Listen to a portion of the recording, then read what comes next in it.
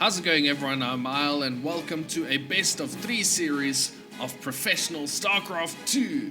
Today, we have a match between two teammates, both playing for Dragon Kaizi Gaming. They are both from South Korea. First of all, we have our Protoss player. It is herO. His opponent is our Zerg player. Very feared and very solid. It is Dark. Our map number 1 in this best of 3 is going to be Near Humanity. herO already going for the block. Dark doesn't even bother trying to go for his natural. He goes for the forward third. So yeah, this could be very fun. These two players, very, very exciting. Both are really good at the current standings. They're up there. Dark is playing so well at the moment, and herO has recently reclaimed the top spot as the Protoss player, the best Protoss player in the world. Dark currently, it's tough. He's the best Zerg player in Korea, but unfortunately, he's also competing with the likes of guys like Reina and herO, of course. So getting that top spot for Zerg, it's not easy. Okay, so it's a double gateway. That's pretty early. Maybe he wants to put some pressure on this forward base. It's a very good opportunity too, because with no natural, but Dark's not taking it. It's still early. Spawning pool is finishing up now. I got confused with the times. I thought, surely there should be a drone on the way, but no. It's still a little bit early. Yeah, double adepts. So with double adepts, and this base that is so far away from the main base, there's a lot of things that you could get done here, a lot of damage that you can do. There's an overlord. I was trying to look for the overlord. I was like, where was it? It's hidden over there behind the gateway. Alright, so Dark's gonna know this is on the way. We don't have a tech structure yet. It's an early Roach Warren. It's a pre-3-minute Roach Warren. It's not gonna quite be here on time. There are 10 lings on the way. Queen is going to start chasing them away, but yeah, at this stage, herO can really reign supreme in this spot. For a change, herO has actually blocked up his wall, which is quite nice to see. Doesn't do that often enough. 2 more adepts coming to help out here, but the Roach Warren is almost finished, and this could turn into an all-out attack. It is essentially one base Dark, because he's not mining it. Deb's going to go into the main base. The lings are there. Going to try get a good surround. And it's 5 roaches immediately on the way. There's the Twilight Council coming. Zerglings are starting to get hold of the adepts, but they are going to shade. Not before. Oh, one makes it out. Alright. herO sees the roaches now, so he's going to be preparing for some aggression on the other side of the map. Zerglings are already starting to work on this. There are adepts coming. Shield batteries being rushed down. Oh no. You're gonna get units out. Gateways are finishing up over here. Gonna see a couple of stalkers being warped in. Shield batteries. Dark Shrine. Alrighty. If that finishes, that's gonna be so good defensively, because Dark is nothing. He's got nothing to defend this. Now the only problem is the Dark Shrine's not going to finish up on time. Corrosive Bile's going to hit that pylon. Shield overcharge being used, yeah, so that pylon is going to stay alive. Oh, herO just needs to buy a little bit of time. The Stalkers actually did manage to get the Overlord in the main base. Zerglings rush in. They're going to try and get us around on the Stalkers. Roaches are also forcing their way in. Probes are being pulled off the line. I don't know if herO's got enough to defend this. Shield batteries are pretty much out of energy. Zealots are whopping in. The Dark Shrine is not finished yet. That's 10 probes going down. This pylon is going down. Oh, this is a bad spot for herO. Both pylons are down. I think Dark has taken this one. Yep. GG gets called. Dark takes game number 1. That was a fun little match to start off our series.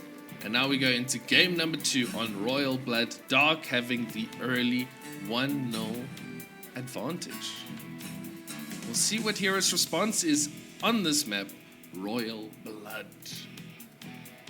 Okay, so Probe's going to come over. It is going to try and get the block. It is going to succeed in getting the block. Dark gives up. He's like, okay, I tried. I'm going to go somewhere else, rather. Is he? Dum dum dum.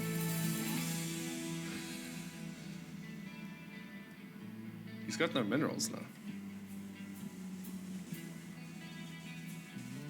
Oh no. He sent another drone. That confused me too. He made herO go look, and then he still took his second base in the natural, where he would prefer to have it. He doesn't want his bases to be disconnected too early in the game. Okay, cool. Seems like it's going to be a gateway into Nexus here for herO. Yep. And then a Cyber Core at 20. Pretty solid build so far from herO. I mean, standard build. Spawning pool is coming up here. The probe is just trying to disrupt the flow of the workers. It's always fun to see these little interactions. I mean, it's not very big, but just to see how these guys have the time to be doing their stuff at home, and then also to disrupt each other's mining. Probes love to do this, and then you can see the pros always microing their drones to that mineral patch again. They do the funny little dance. And look at herO. I mean, he's just going to every patch, just like, I'm going to be annoying. Sorry, I'm a pleb, so you know, me and my metal leagues, everything fascinates me. Okay, it's going to be a Stargate this time from herO, so no early, well, probably going to be an Adept, but no double gateway coming up. Oops. I forgot to put the health boss back on.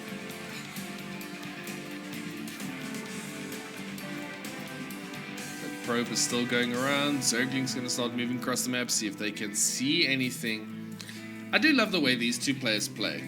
herO is a very aggressive Protoss player. He likes to be in your face the whole time. Blink Stalkers, just constantly bam, bam, bam. And Dark likes to randomly throw down a Roach Warren very early and just be up against his opponent.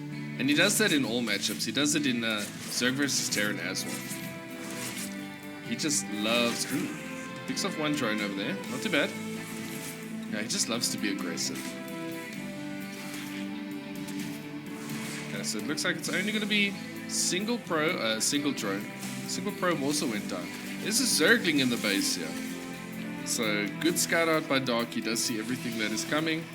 He gets to nibble on some probes a little bit. Just giving them each a lick. Meanwhile, just forcing herO to have to micro this Adept. Okay, Oracle's flying across. We'll see if it can get any damage done. The Queen's own position. Actually, there's only one Queen position and no... Second one is rushing up now. No spores, so that's 4 workers going down. That's actually a lot for an early game Oracle. Now, the pros have gotten so good at not taking not taking damage from Oracles that whenever they do, it's always a little bit strange. Zerglings do get rid of a couple of probes. Dark powering up, getting some queens. He's got his third base on the way. Third base coming up for herO. Now we'll have to see who is going to be the first one to apply some pressure. A couple of Adepts get caught in the middle of the map by some Zerglings. Oracles are going in. No, that's Adepts. Where are the Oracles? Ah, there they are. How many did he go for? He went for 3. Oopsie. Pressing the wrong button. Zerglings are working on this third base. Oracles, they're going to have to return home. Yeah, it looks like it. 2 more drones have fallen. There are Adepts here to defend. Evolution Chamber. More Zerglings roaming around. No early Roach Warren this time for Dark. He is just droning up. So now we see Twilight into Forge. Very standard stuff here with a couple of extra gateways. I do anticipate a little bit of aggression from herO first. These Oracles, they're not being able to get too much done. Dark's defense pretty solid, yeah. Queens are in the right position. Although now, hero's just going to target down the Queens. He loses an Oracle for a Queen. I don't like that trade. Catches 3 more drones. That one's better. At the same time, the Adept's going to be moving into this base. There is no defenses. Dark sees it coming. He pulls his drones. Zergling's going to be rushing off to defend this side. It's 4 workers in total here. Could be more. Hero's not able to... Oh, he's able to pull 1 more off. Never mind. I was about to say he's not able to. Oracles jump in once again. 7, 8 workers. Okay, this is very good. This is starting to add up. So that's going to be 15 drones altogether taken out by herO. That means that economically he is ahead. So very good position for him. We do see that blink. No robo just yet. But I do anticipate a little bit more aggression. 2 more Adepts get in once again and get rid of 2 workers. I mean, this is pretty expensive. That's 9 Adepts going down for the damage, which is, it's not cheap. Adepts do cost gas, but I guess just hindering the Zerg is definitely worth it. These 2 armies are going to run past each other. Yeah? Bunch of Zerglings running across, but we do see the Stalkers coming in to try to stop this 4th base. At the same time, Zergling's going to run into the 3rd.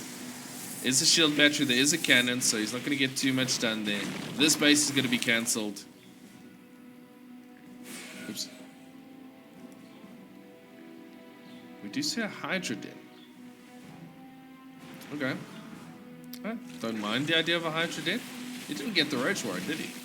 No, so he skipped the Roach Warren, he went for Hydras instead. But there are a lot of Stalkers now.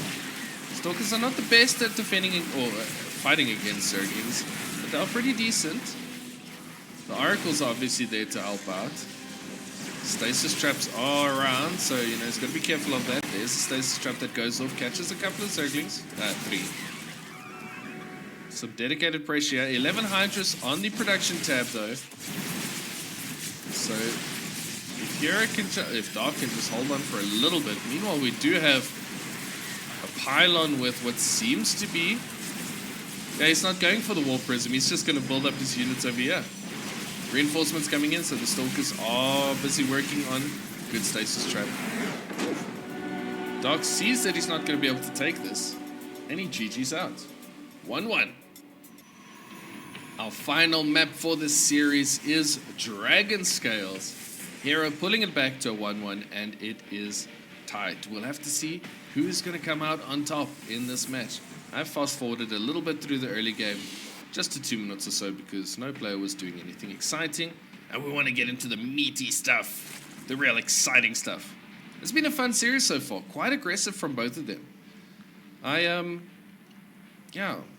thought it was a little bit preemptive, but Dark did notice, okay, there's a bunch of stuff coming down. He's not going to be able to, defend there. Interesting that he went for the Hydra choice instead of his usual Roaches. I actually kind of think Roaches would have done better there, which is what he normally does, but, you know.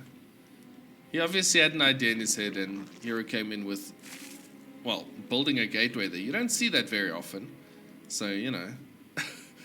Instead of going for a Robo and a War Prism, he just went for a Pylon and a Gateway, which is actually cheaper.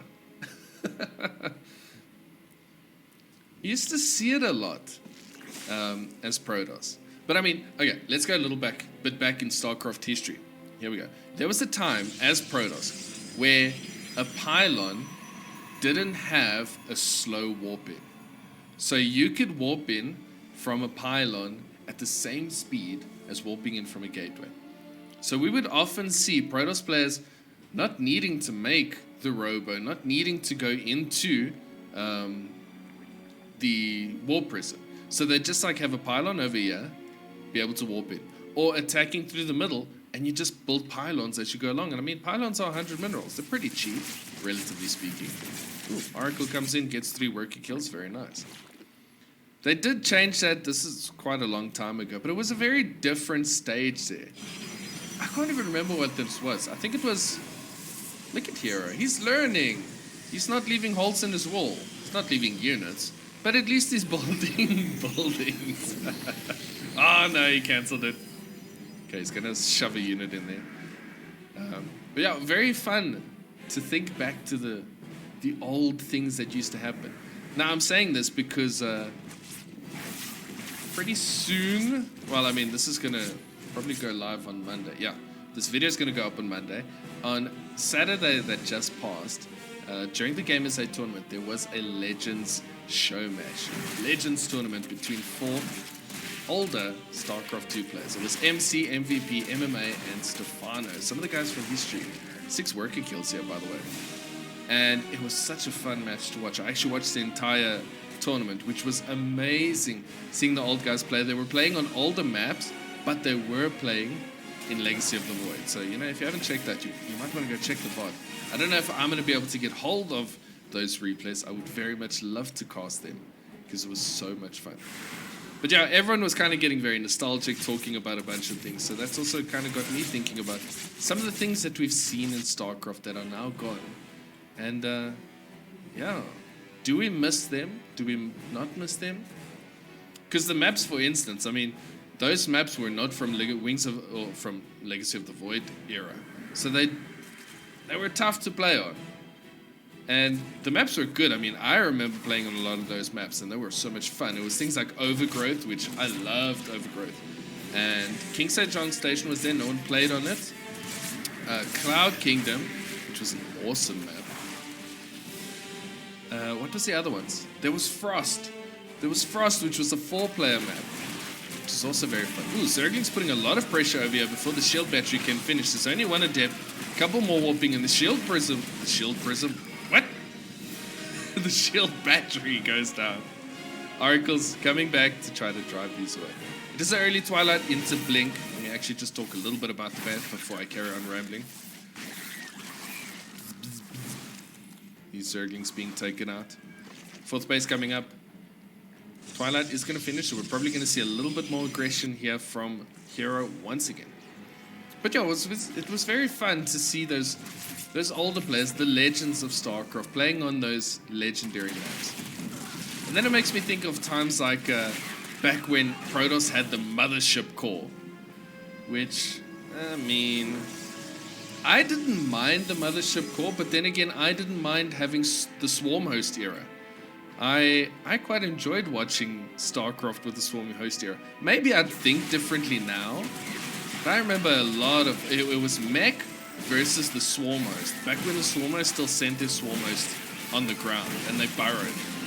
It was slow, and the games were long. Ooh, these Zerglings actually... Oh, they're doing a lot of damage to these Stalkers. But yeah, I mean...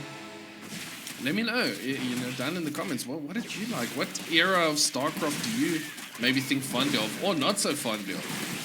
I always like to think about these things, because the game's gone through so many changes over the years. Dark expanding like a madman, by the way. Ooh, we do see Robo. We do see Robo Facility, so it's going to be 2 Robos. War Prism. It is out. No, it's still building. A lot of links moving across here. Oracle's going to dip in once again. 7 workers going down. Once again, herO getting a good amount of worker damage. He's just trying to get rid of these Stalkers, but they are slippery. Good surround coming in here. Blink, blink, blink. There we go. Get to the safety of the shield battery.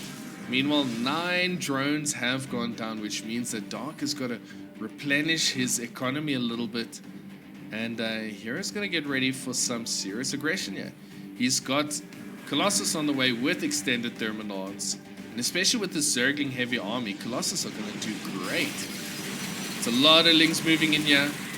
Colossus being chrono boosted out. Decent SimCity here for herO. The Stalkers are in a good position. The shield battery is out of energy. Oh, please tell me there's something in the wall. Oh, whew. herO Block your wall. Here is a tendency to A move. It's actually double Colossus. Zealots, Inner War Prism, they're going to be going in. And I don't think herO should mess around. I honestly think he should, as soon as those two come out, start moving across. Even if he doesn't have extended Thermalons, the Colossus are going to be amazing. Ooh, Zergling's catching. Oh, this Colossus is out of position. Both of them taking a lot of damage. Ugh. That's not ideal. Same time, Zealots here are in the main base. They are slow Zealots. Charge is not quite done yet. +2 melee coming up for herO, for Dark. How's the upgrades looking? It's just +1/+1 for herO, whereas Dark, yeah, he's also got +1/+1, but his +2 melee +1 ranged is on the way. More Colossus coming up. Oracles are still continuing to fly around. These slow Zealots and War Prism are moving about. More Zerglings coming in. Once again, get us around on the Colossus. Oh, but look at Colossus. They deal so much damage to Zerglings. There are roaches on the way, and they are going to start popping out now, but herO is going for a big attack. Slow Zealots leading the charge. This is a big Stalker Colossus army.